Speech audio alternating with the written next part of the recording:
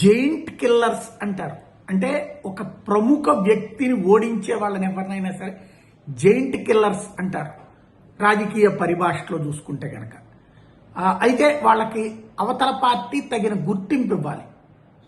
ఇప్పుడు అట్లా ఇస్తారో లేదో చూడాలి. ఎందుకంటే తమిళనాడులో స్టాలిన్ ఏకంగా ముఖ్యమంత్రిని ఓడించింది టీవీకేకి సంబంధించినటువంటి అభ్యర్థి, సామాన్య అభ్యర్థి. ఇప్పుడు అతని మంత్రివర్గంలో తీసుకుంటారా లేదా చూడాలి.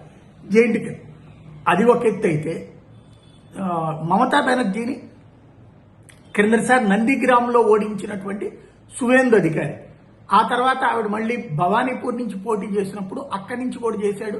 అప్పుడు 8,000 ఓట్ల తేడాతో మాత్రమే విజయం సాధించి మమతా బెనర్జీ. ఈ దఫా నందిగ్రామ్లో ఆయనతో పోటీ పడలేదు. బట్ నందిగ్రామ్లో పోటీ చేసి గెలిచినటువంటి సువేందు అధికారి భవానీపూర్లో కూడా పోటీ చేయడం అన్నది కీలకం. మమతా బెనర్జీ చివరికి అందుకనినే లాస్ట్లో ఎన్నికల ప్రచారం మానేసి తన నియోజకవర్గంలో ఇల్లు తిరగాల్సి వచ్చింది. అంత భయం అయిపోయింది ఆవిడికి, మళ్ళీ గెలవగలనా లేదా అన్నటువంటి భయం. చివరికి అదే నిజమయ్యింది. ఫైనల్గా 20 రౌండ్ల ఎన్నికల్లో 11, 12 రౌండ్ నుంచి, అంటే మొదట మమత వెనక్కి పోయి మళ్ళీ ముందుకొచ్చి అట్లా చేసి ఫైనల్గా చివరి రౌండ్లో మమతా బెనర్జీ ఓటమి అన్నటువంటిది. అక్కడ స్టాలిన్ ముఖ్యమంత్రి ఓటమి, ఇక్కడ మమతా బెనర్జీ సీఎం ఓటమి అన్నటువంటిది కీలకం.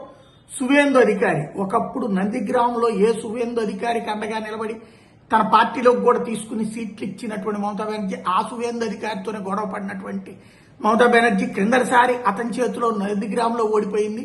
ఇప్పుడు తన సొంత నియోజకవర్గం భవానీపూర్లో ఓడిపోవడం అన్నట్టు. మనం భవానీపూర్ అంటే వాళ్ళు భవానీపూర్ అంటారు, అక్కడే ఓటమి. భవానీపూర్ మన భాషలో చెప్పాలంటే మమతా బెనర్జీ మీద సువేందు అధికారి ఘన విజయం సాధించడం అన్నటువంటిది షాకింగ్ పరిణామం. 15,114 ఓట్ల తేడాతో సువేందు అధికారి మమతా బెనర్జీ మీద విజయం సాధించారు. దాదాపుగా 11వ రౌండ్ నుంచి సువేందు అధికారి విజయం ఖాయమైపోయింది.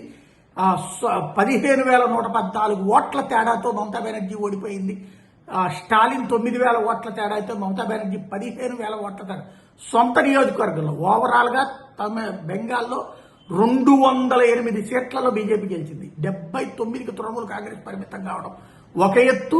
కాంగ్రెస్ 2, లెఫ్ట్ 2, ఎంఐఎం 0, ఇతరులు 2 ఒక ఎత్తు. కానీ మమతా బెనర్జీ ముఖ్యమంత్రి సొంత నియోజకవర్గం కిందసారి నందిగ్రామంలో ఓడిపోవడం ఒక ఎత్తు. అప్పుడు పార్టీ గెలిచి ఆవిడ ఓడింది, అందుకని మళ్ళీ భవానీపూర్లో గెలిచింది. ఈ దఫా భవానీపూర్లో ఓడిపోవడం అన్నటువంటిది, పార్టీ ఓడింది, తను ఓడింది, ప్రభుత్వము ఓడింది. అది స్పెషల్.